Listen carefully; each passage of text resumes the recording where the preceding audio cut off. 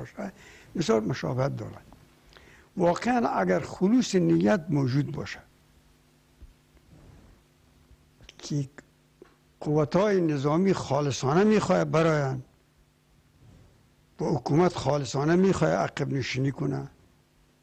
من پیش در خدمت شما گفتم که بهترین طرح برای افغانستان اما طرح کردویز است.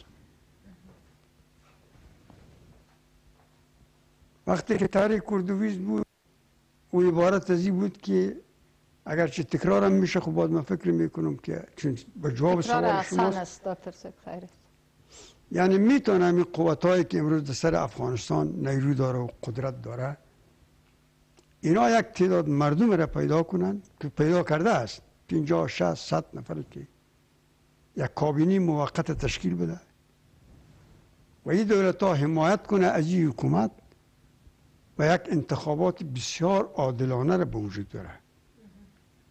من فکر میکنم که راه حلش است و طرف های مقابل هم که ما و شما جنگ میکنه امروز هر نامی که سرش میمانی پاکستانی میمانی ایرانی میمانی اما یک واقعیت هست که جنگ است در افغانستان و یک واقعیت هست که قوت‌های خارجی به درد سر افتاده امروز اینا نمیشه که شما نادیده بگیرید. نامش طالب بگیری یا پاکستانی بگیری بگو هیچ. اگر هیچ میبود خود درد سن نبود فلاد هیچ نیست یعنی چیز هست. اینا هم تا جایی که من میشنم اگر به گفتار خود صادق باشند بارها اینا اعلان کرده که هدف ما از برآمدن قوت‌های خارجی در افغانستان و ما هیچ آرزویی نداریم. بنان اینا میتونه که در همین طور انتخاباتی که هیچ قدرت در اونجا سیم نباشه اینا خود عرضه کنه. اگر مردم افغانستان خواست که طالب بگیره، مردم افغانستان خواست گلبدین رو بگیره، مردم افغانستان خواست دیگرش رو بخواه، میخواست کرزی رو بگیره، میخواد دیگر هر کسی که میخواست. ما فکر میکنم این بهترین راه حل است به شرطی که همین کسایی که بسیار بدنام و شناخته شده است اینا را اجازه نده که خود به این معامله درگیر کنه.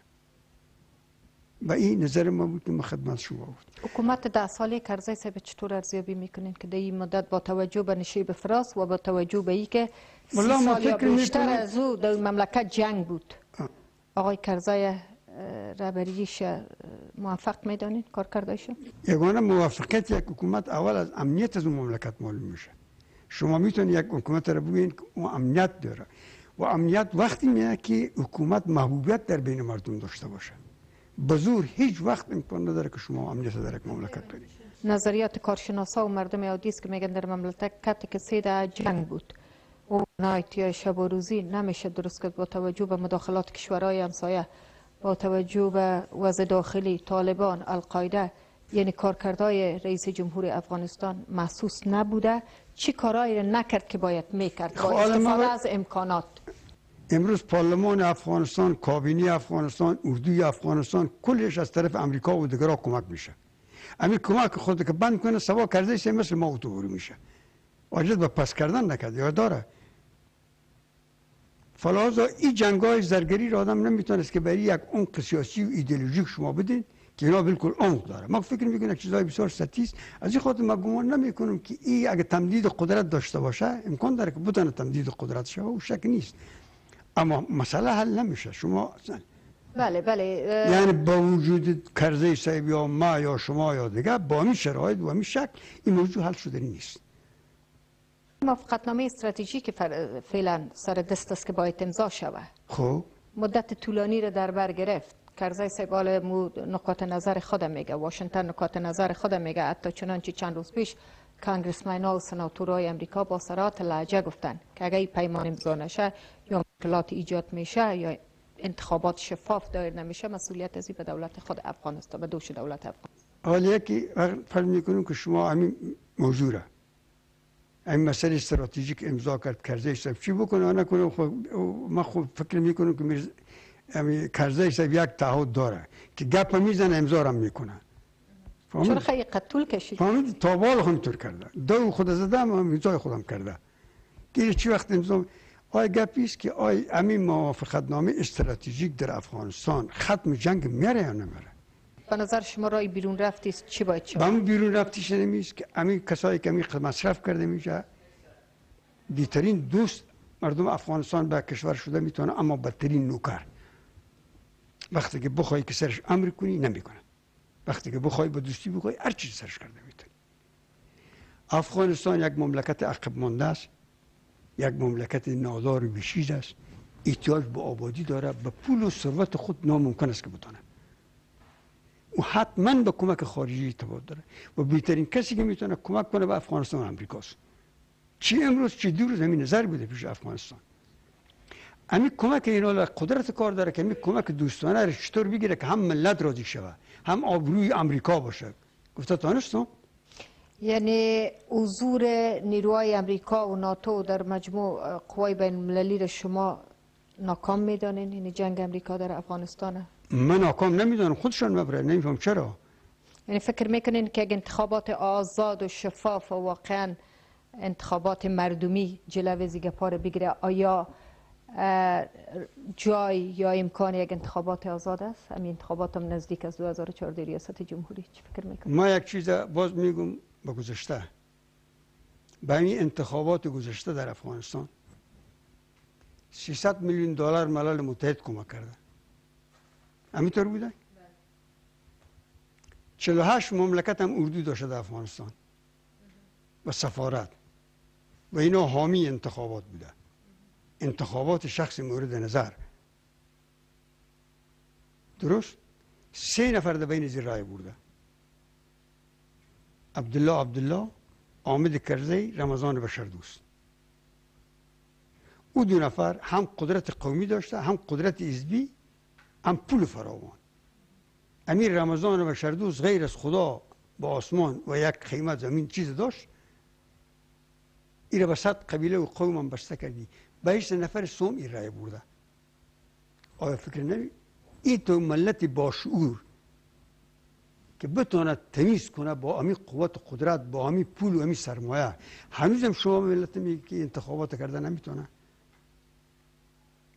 من فکر میکنم که امی طرز انتخاباتی که در افغانستان بود با بزرگترین و پیشرفته ترین مملکت ها میکردی، همینطور قضاوتی که مردم افغانستان کرد دیرا کرده نمیتونست.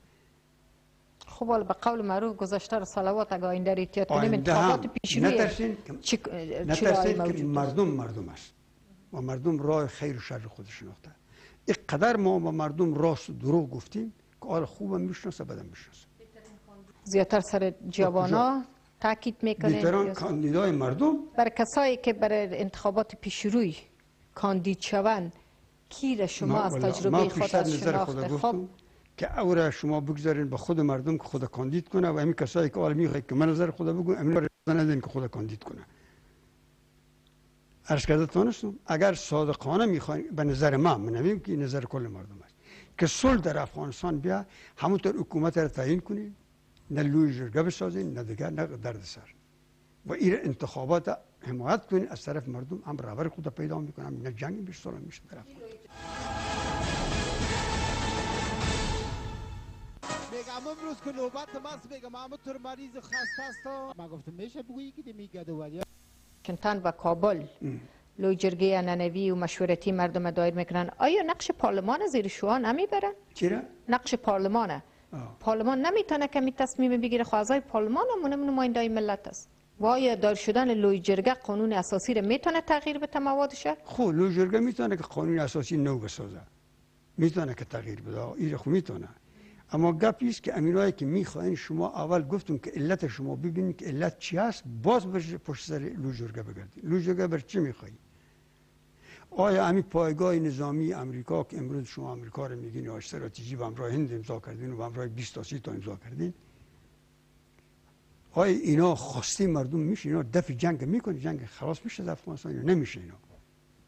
یعنی 10 سال چی بود گفته شما در پارسال در کنفرانس شیکاگو، یک کنفرانس کلان بود که 4.1 میلیارد دلار کشورها تعهد کرد. کنفرانس توکیو به مو شکل تعهدات خود کردن. آیا این محسوس بوده؟ همه قدر پول فراوانی که در طول 10 سال، بیشتر از 10 سال از طرف جامعه جهانی سیلاسا به افغانستان مصرف شده، جاهای درست مصرف شده؟ بازم اشاره کردم با توجه به شرایط 3 دهه جنگ در افغانستان. ولی مخو اینطور یک چیز، یک چند تا پروژه‌ای که وقت پلان 5 ساله اول دوسی و در وقت جمهوریت که بود، فکر می‌کنم مثلا بند هرات، بند سلما رو به شما گفتم. این وقتی که من به ژاپن میرفتم 80% خلاص شده بود. به می 10 سال اردوی شوروی 48 مملکت اینجا عسکر داره، این بند نمیتونستن بسته کنن. همین بند کمال خان تمام آب دریای هرمند میفهمی امروز خلاف تمام مقررات جان ایران استفاده میکنه از پیشش. امیر نمیتونست که بند کمال خان اینا بسته کنه. چرا نمیکنه اینا رو؟ این چیزای زیر بنا رو که به درد مردم بخوره. آیا یک ملت غریبی بیچاره امروز شما برق از خارج میاریم برزی این میلیون ها سال بی برق زندگی کردن 2 سال دیگه نمیتونه این پول زیر از کجا بدهی؟ چرا شما بند نمیسازین که شما برق در خارج داد؟ آلی پروسه مذاکره با طالبان در شرایط فعلی شما چطور ارزیابی میکنین؟ یکی و نقش شورای عالی سال. چون ما در افغانستان نیستم اما این را مقایسه کردم تو عین این شورا به این طول عرضش وقت روسان بود. تحت چی نام بوده؟ برام مصالح ملی میگفتن. مصالح ملی. یاد شما رئیس داشت و معاون داشت و آرگاه داشت و بارگاه و موفق بود؟ موفق شد؟ به خارج بسیار موفق بودم. رئیس های دینا که من ولایت مقرر میکرد صبح شب مقرر میکرد صبح مردش می آوردن میکشتن مردم. دیگر از این با تمام پیشترم گفتم برای شما این سرایی که در افغانستان روشناس بود اینا نفر روان کردن یک نامدن. این صلح یک طرفه چطور میشه که خودت بشینی و صلح میکنی؟ اون طرف مقابلم شرایط داره یا نداره؟ و همی که ایالات متحده امریکا این نظر به توافقنامه استراتژیک بعد از 2014 قوایش میبراید دکتر صاحب، به نظر شما پیشتر یک اشاره رساندین، هدفش از من پرسیدین، من گفتم شاید بخواین که خود افغانا سر پای خود استاد شود، از نظر شما خیلی دلیلش چیست؟ یعنی شما فکر میکنید که امریکا برای 14 سال رفته بوده بس افغانستان اردو برده بوده؟ شما تو فکر میکنید؟ نظر شما چیست؟ ما خود نظر ما که روز اول که شنیدیم گفتن که بن لادن به افغانستان رفته اینا میره کوره بگیره. همینطور بود. تمام سر صدا پشت ملا عمر. آخر بن لادن از پاکستان پیدا شد، ملا عمر هم گم شد. درست؟ و هر چی که طرف هم تا حال خود میتون نتیجه ندیدیم که به خیر امریکا باشه یا با آبروی عزت امریکا تمام شده باشه جنگ. چیز فایده کرده؟ اگر چیز فایده کرده و اینا مبره درست کار غلط است. من فکر میکنم که هر انسان معقول وقتی که کار بینه نتیجه رو بینه باید رو طرف کنه. خب یا نه اگه اینا برآمدن اگه حال طال موثر بوده یا نبوده دکتر صاحب بعد افغانستان بعد از 2014 را با توجه به خروج قوای امریکا و به قول از اونا تجهیز ترین دادن یا آموزش سربازا و پلیس خود ما چطور میبینین آینده افغانستان؟ نظیر جان گل اینقدر این مشابهت داره امینا به وقت روسا که هیچ آدم باور کرده نمیتونه. فرض میکنم در وقت روسا هم شورای صلح بود و قصه کرداوی است. پشت سرش یک دفعه پشیمان شدن گفتن بیا تقسیم قدرت کن که مجاهد بیا و همراه حزب دموکراتیک خلق اقامت. نه مجاهد پیش از رفت نه او پیش از رفت، دیدی که چی بدبختی افغانستان آمد. عالم 3 جبهه است که به ضد حکومت افغانستان میجنگه تا جایی که میشنوم. یکی طالب است، یکی امو گلبدین حکمتیار است، یکی امو چیز حقانی. اگر شما با یک صلح کنید عیناً صلح روسا میشه که با جمعیت اسلامی کرد. همین مصیبت دشار کابل میاد که باز گلبدین در سر ربانی در سر گلبدین بزنه. و اگر صادقانه میخواین که صلح کنید باید بر 3 جبهه، اگر جبهه است بر 3 جبهه باید مذاکره کنید. و به نظر من باز من خدمت شما عرض میکنم سر نظری خود تاکید نمیکنم، سر نظری مرد خدا کردویزم هم میکنم که امی حکومت اگر کسی بسازه به می رقمی که من خدمت شما گفتم عسکری امریکایی هم در مدت خود می باشه یا بنام هر چیزی که میخواد خودش می باشه دیگه می باشه که یک نه ایری علا کنه نه اوری علا کنه. امی گروه خود بسازه یک حکومت انتخابی درست، هم آبرو عزت به امریکا میشه، هم سربلندی به افغانستان میشه، راه خود هر کس بره، جنگ هم نمیشه. و اگر میخواین که جنگ دوام کنه دیگه این راهش هست که لوی جرگه رو بخواد یک پیری دیگه هم کرده ایسای باشه خلاص. معاهده استراتژیک هم امضا کنین. همراه 10 مملکت امضا کردن، تنها یک مملکت نیست. معلوم نیست که این معاهده کدام از از ما دفاع میکنه. هند میاد ما نگاه میکنه، پاکستان میاد نگاه میکنه، خب کمک‌های خود درس‌های مختلف وعده کردند. شما که یک مدت در هندوستان سفیر بودین، فکر میکنید که سرمایه گذارای بتونند که برای صادرات اموال افغانستان یا برای شغلیابی برای افغانستان موثر باشه؟ چون ظاهرا هند بسیار دلچسبی داره و از طرف دیگه سبب ناراحتی‌های نسبی پاکستان هم یگان دفعه میشه. همکاری هند با افغانستان سبب نارامی پاکستان هم میشه. با وجود پاکستان با این شرایطی که داره اینا، دوستی با هند یک امر حیاتی است برای افغانستان. گفته تانستم شاید سرمایه گذاری بکنه، اما بهترین قدرتی که میتونه به افغانستان کمک کنه و امریکاست.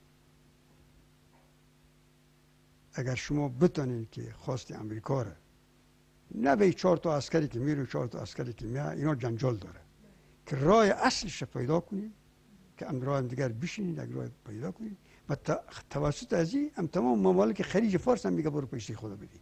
اون بیچاره هم ایمان نداره. نی شما چه فکر میکنین که چرا واشنگتن یک عکس العمل جدی نمیتونه که در برابر پاکستان نشان بده که پلیسی خود پاکستان در برابر قضایای افغانستان تغییر بده؟ من فکر میکنم که واشنگتن متوجه شده که گپ داخل افغانستان در پاکستان نیست.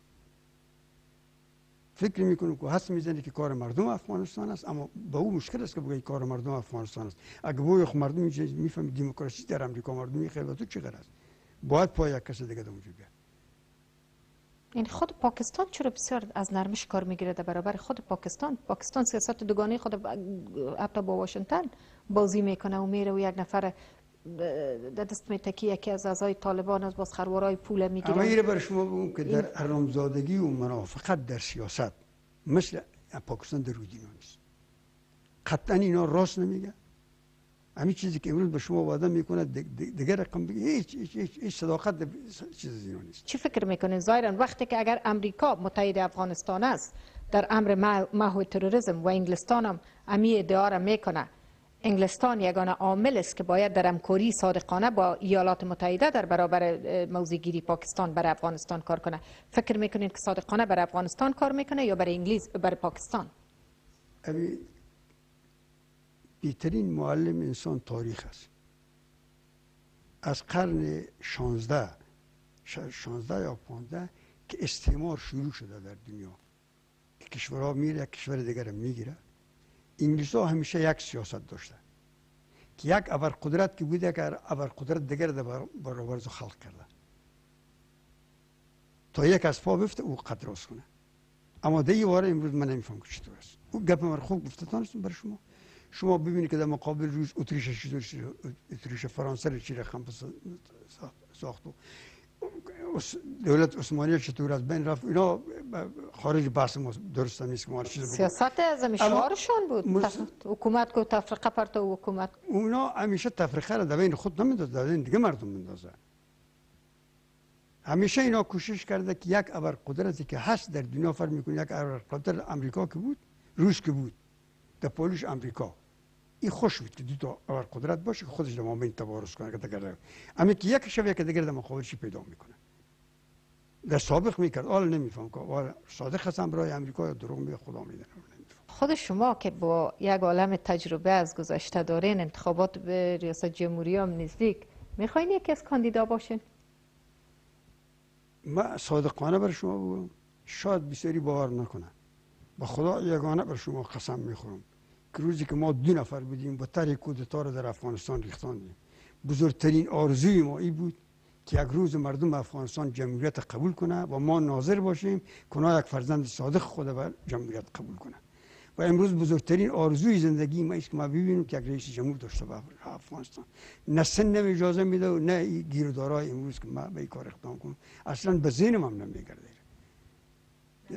نه. سوال دیگه که من در مصاحبه اول میخواستم از شما بکنم که نظرتان در کتاب که شما نوشته کرده بودین، کرباسپوشان برهنه‌پا، یک سطر بسیار عاطفی برای مجاهدین نوشته کرده بودین. عملا فیزیکی هم امرایشان تماس داشتین دکتر صاحب؟ من نی. اما من برای شما بگم که این بسیار غلط فهمی شده، بسیاری نفرها حال خودتر شده که 20 سال پیشتر اگر کسی مجاهد میگفتی فوق العاده خوش میشد و امروز اگر مجاهد بگی صدا میکنیم که مجاهد پدرت. متاسفانه که این نفی مملکت میگن، نفی غرور ملی و عظمت یک مملکت. افغانستان بهترین جنگ و شاکار خود با مقابل روسا نشان داد. 2 میلیون کشته داد، 3 میلیون در داخل افغانستان بیجا شد. 1 میلیون هم مال اینه که معلول دیگه و دیگه است. استقلال خود گرفت. ابر قدرتی که هیچ کس تصور زیر نمیکرد.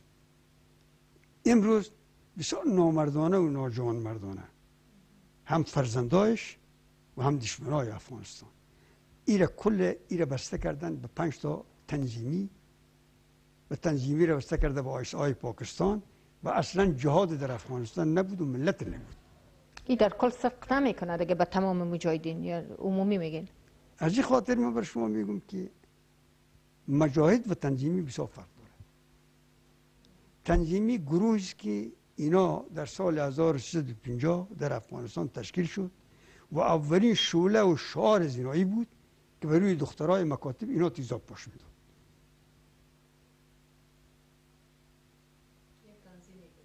بله؟ وقت تنظیم منظیم نبود. اصلی اولی که اینا در افغانستان به نام اخوان المسلمین ماندن، کل زینا یک جای بود، جدا هم نبودن اینا. اولین شعار زینا این بود که در دروازه مکتب‌ها اینا تیزاب پاش میداد. شاید شنیده باشین شما. خب پادشاه بسیار متوحش شد از وضع زینا و امر کرد سر موسی شفیق که به هر صورتی که میشه باید اینا رو پیدا کنه. خود تصادفی با هم گیردار موسی شفیق به وقت برابر شد که کودتای 26 سرطان شد. چون این ملا صاحبا خصوصا که چی ناماشان ببینم نایی که هست دیگه، اینایی که میشناختن داود خان و نوزت نصفان و دیگه اینا برخطا شدن گریختن رفتن به پاکستان. در پاکستان از اینا به وقتی آمد که پاکستان از خدا میخواست یک چیز پیدا کنه که یک بلایی که در گردن افغانستان بندازه. اینا به گیر از اینا افتاد و به جمعیت اسلامی را بردن شاندن. چند دفعه اینا به افغانستان کودتا کرد، 3 دفعه 4 دفعه اختشاش انداخت. 1 دفعه اختشاش در پنشیر، به لوگر، به لغمان و چند جای 7-8 ولایت اینا اختشاش کردن. یک تعداد اینا گرفته شد، کشته شد، یک تعدادش گریخت رفت پاکستان. در پاکستان مناسبات افغانستان با پاکستان کمک خوب شد و در اون صحبتی که بوتو داشت با داوودخان خداگران من بودم، او میخواست که اینا رو پیشکش کنه به افغانستان که این ما امتداد گرفته. باز چون اون وقت یک تعداد سرای بلوچا در افغانستان آمده بود، از بلوچا گرفته بود، ما فهمیدیم که ایره میده به خاطر دیگه بلوچ بگیرنی. و باز برای بوتو گفته شد که اینا یک ارزشی پیش ما نداره که شما نگاه کنید و ما نگاه کنیم، ما اینا رو نمیخوایم. خوبی بود که انقلاب سو شد و کلاه از اینا به روغن افتاد و خدا اینا رو به دست پاکستان داد. از این 7 تنظیم تیار کرد. و خود پاکستان چقدر بهره برداری کرد به نفع کشور خودش؟ چقدر اینا همون کسایی هستن که اگر شنیده باشین که در بازار پشاور و اطرافش اینا دکانایی داشتن که سلام میفروختن. شاید شنیده باشین.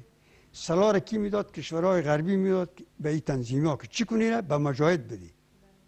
و همین سلا را سر مجاهد افغانستان اینا میفروخت. فلاز در کتاب خود که ما یاد کردم، ما او کسی را یاد کردم که توخ گردن خانم خود گرفت، فروخت، پای پیاده آمد در پشاور، از این تنظیمی تفنگ خرید، رب قابل دشمن خود جنگ کرد.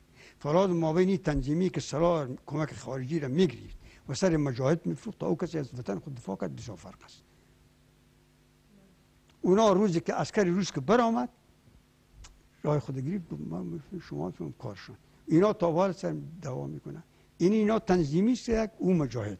ما او مجاهد گفتم عالم اگوره ببینم دستش میبوسم و یگانه زندگی خود ذرتی که دارم من که من همین شخصیت و اهلیت نداشتم که امرای از او یک جای میبودم از وطنش دفاع میکردم. دانه گرفتین موضوعگیری کشور تاجیکستان در طول سالا در مورد افغانستان چی فکر میکنین؟ واقعا همسایه بی‌غرض بوده در یه اواخر تر استدلال میکنن گویا تولید و قاچاق کشت مواد مخدر از سرحدات تاجیکستان تر عبور مرور میکنه. ظاهرا آرام معلوم میشن. تاجیکستان خب میفهمین که از نقطه نظر تاریخی قدامت بسیار زیاد نداره به نام تاجیک دولت. در وقت روسا از این به نام کشور مسلمانای بخارا و سمرقند مشهور بود و به نام کشور خوارزمشاه مشهور بود. ایره تقریبا به 5-6 ملت جدا کرده در اونجا. یک جمله یکی هم تاجیکستان اونجا، تاجیکستان. خیلی نفوسشون هم 3-4 میلیون نمیقدر است و این قدر مردمی که خطر به افغانستان دیسته شما گمان نمیکنه داشته باشه دیگر ها کسی استفاده کنه. بله، یک موضوع بسیار داغ که یک چالش است، یک بحران است در افغانستان، همین تولید کشت خاشخاش، مواد مخدر و قاچاقش. اینا در زمانهایی که شما در قدرت داشتین، در زمان سردار داوود قبل از او به چه شکل بود کشت این مواد؟ والا او وقتی قدر خریدار نداشت، فهمیدی؟ دریا کش میشد اما خریدارا نبود. حالا نام خدا خریدار بسیار ایجاد شده. چطور منظورتان خریدار در داخل، مافیای بیرونی، درونی؟ خود شما میفهمید که 4 میلیارد دلار افغانستان قدرت تریاک نداره که بکشه خودش مصرف کنه. من فکر میکنم بهترین راهی از اینکه اگر بخواین اینا که تریاک از افغانستان گم شه، خود از اینا نخرن همون تریاک. خب از اینا مشکل نیست، خود هم کسایی که میخره. خود طبیعی است که میگه عرضه نظر و تقاضا میشه دکتر. خلاص دیگه.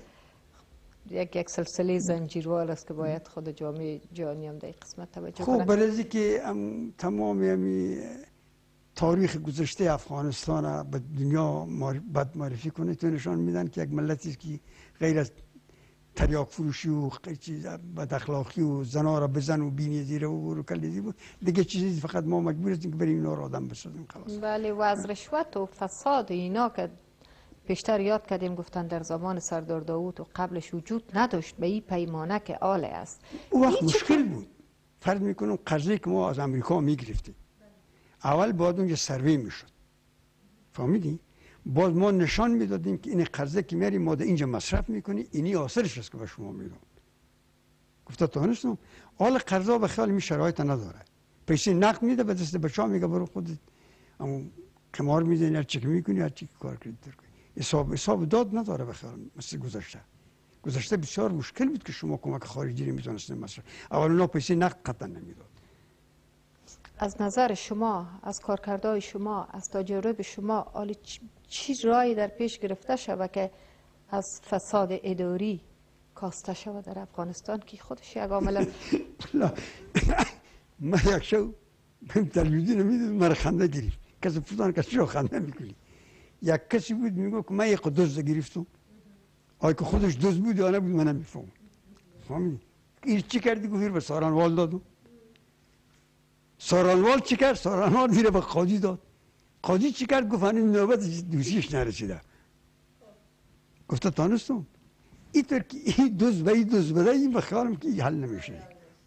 بله بله. و یک مسئله دیگه که بعضی ها به این عقیده هستند دکتر صاحب که میگه وقت اقتصاد خوب باشه، شغلیابی باشه، امنیت میآید. بعضی ها میگه نه اول امنیت بیاید، اقتصاد زادی امنیت.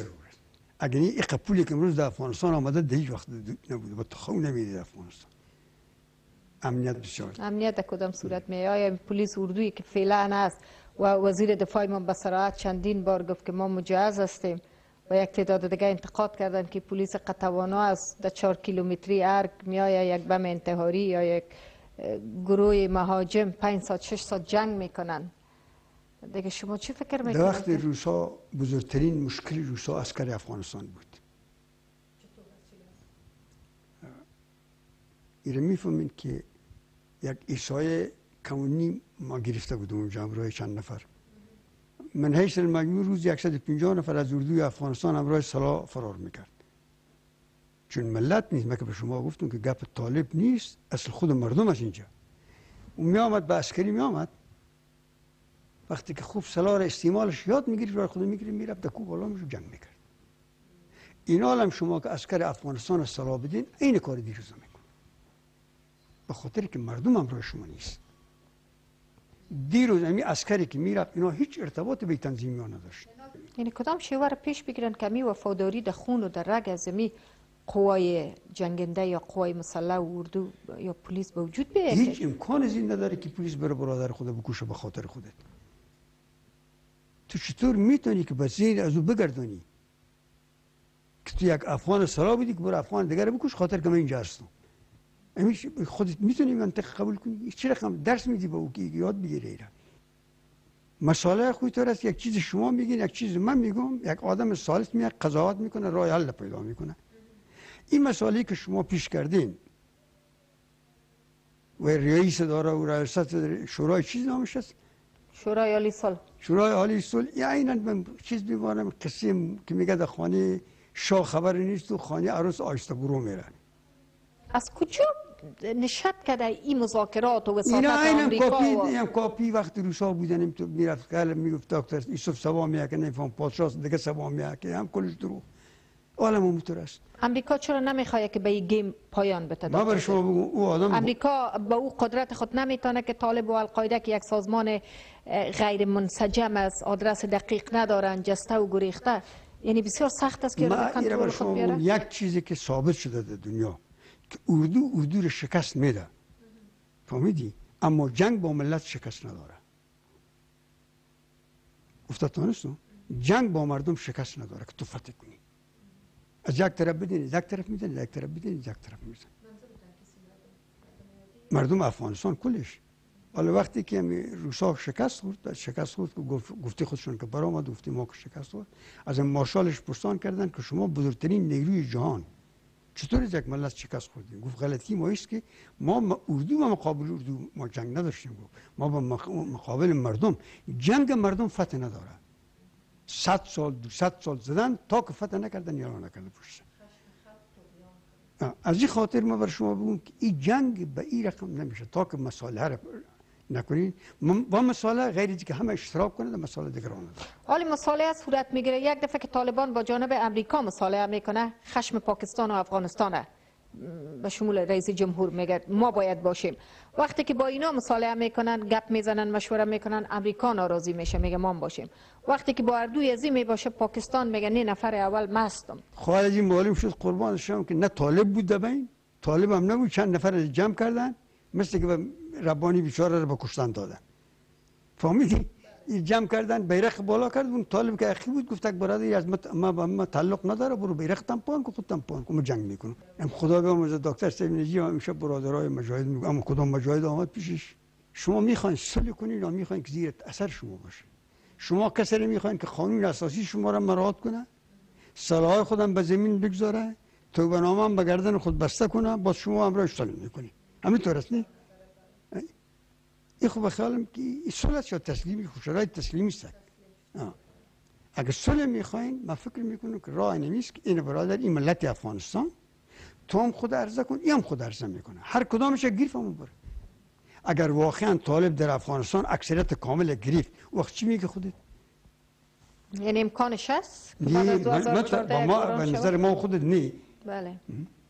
یک سوال آخر، با عنوان سوال آخر، دکتر صاحب، فعالیت احزاب سیاسی را در افغانستان در این شرایط چطور ارزیابی میکنین؟ چقدر موثر است؟ چقدر باید باشه؟ میشه پرسان کن چند حزب ساله؟ از 100 به اون طرف است. شما ببینید که وقتی که صداقت در میان نباشه چی میبره؟ امریکا دموکراسی رو به افغانستان برد، نه؟ اول دموکراسی از اینا 3-4 سال عمر داره. دفعه نیمی اونجا قابل قبول نیست. دوم خودشان 2 حزب داره و برای ما 100 حزب ساخته.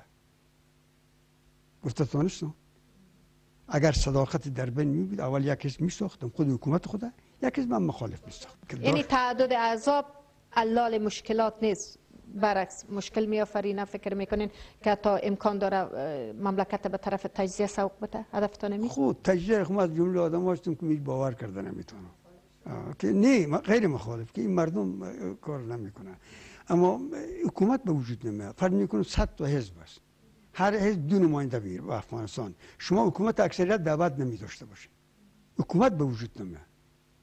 این حکومت هایی که 2 حزب داره همیشه استقرار داره، مثل انگلستان، مثل امریکا، مثل هند، بعضی حزبای خودریزه هم داره، اما اول 2 حزب مادر اینا تیار میکنه، بعد اینا که سر قدرت آمد بعد به دیگرش. آیا فکر میکنیم که لوی جرگه مشورتی که قرار است کرزی صاحب برا به اندازه به خاطر امو پیمان امضای پیمان استراتژیک امنیتی بین واشنگتن و کابل است یا کدام مسئله دیگر در قبال ازی است؟ نمیفهمش. در جریان چرا او کار کرده سی و غیر خودش خدا ده کس نمیفهمه.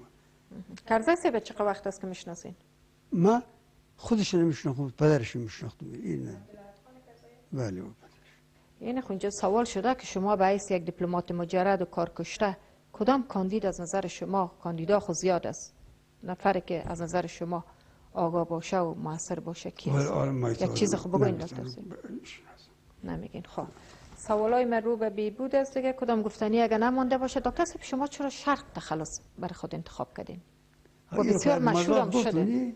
دیگه خیر است، بعضی از دوستا و علاقمندای شما پرسان میکنن. خب اگه بعضی کسایی شکل سیاسی داده برزی، چرا غرب انتخاب نکردی یا شمال یا جنوب یا قطب؟ گفتم که تصادفی بود، ما یک کتابی از علامه اقبال میخوندیم به نام پیام مشرق. بله. اما میم سرش گم شده و شرق مانده بود. و یک رفیق ما بود خدا بیامرزه دکتر نیک محمد عزیزی، سر پیام خط زدم اونجا حسن نوشته کرد.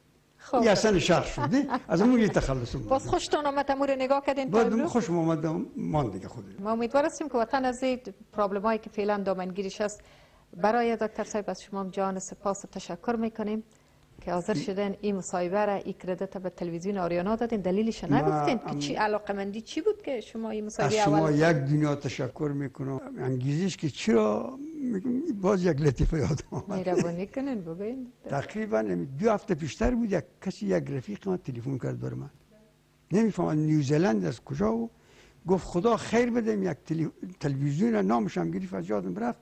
گفتم صاحب تلویزیون داوودخان دو میزد، تو هم دو زد. بد میگفت دو تشسا. ما یک کس پرسان کردم که این زنده است یا مرده؟ گفت زنده است. گفت به این وسیله ما تو را پیدا کردم. ما دیگه فهمیدم که والله اگه به تلویزیونات سر کار پیدا کنم بسیار کسا میفهمن که من زنده هستم. بله میگه بس ممنونم از دشمن که پیش دوست هر ساعت بعد میگوید و میارم هر لحظه در یادش. یگان دفعه دشمنی هم خوب است که بعضیا بدگویی آدم میکنه که همیشه خاطرات نه واقعا که موقف تلویزیون شما که در بین رساله های گروهی داره، یعنی هر انسانی که بخواه که یک چیزی بخواه بگویه به سراغ شما میام. ما خوشبخت هستم که شما به سراغ ما آمدین. و یک سوال دیگه هم از زندگی شخصیتان میخواستم پرسان کنم دکتر صاحب که اگر مایل هستین از فرزندا و از دخترها و از میرویس جان خواهش یک دینا تشکر. من بسیار خوش شدم از اینکه پرسان کردی. ما در زندگی خود از پایانترین طبقه اقتصادی افغانستان نشأت کردم. یعنی مرا به یادم میاد که یک وقت 6 ساله یا 7 ساله بودم که اول دفعه مادرم بر من سر پیزار دوزای اناردر یک چبلک تیار کرده بود. سر از اینکه چرمش پای آدم هم میخوردم و پای خود کردم و فکر میکردم که سر ابرار را میرم. بخوام 6 ساله یا 7 ساله میتور بودم. چبلگا صاحب چی میکردن؟ او تاریک دنیا بود و زاهد و پرهیزگار و شب و روز عبادت میکرد به خدا. دیگر روزگار همینطور آورد که اون روزگار دیدیم این خدا میرویس جان بچه ما را زنده داشته باشه، از دولت سر و توجهش هم تو زندگی آرام دارم که چبلک هم از یاد میرفت و خودم هم از یاد میرفتم. یعنی فوق العاده خوب هستم. خانم بسیار خوب داره، از خانمش بسیار خوش هستم، از خودش هم کرده از خانمش بیشتر خوش هستم. امیدوار هستم که یک گفتار دکتر صاحب شرق طرف توجه شما عزیزا قرار گرفته باشه. تا برنامه بعدی شما عزیزا را به خداوند پاک میسپاریم.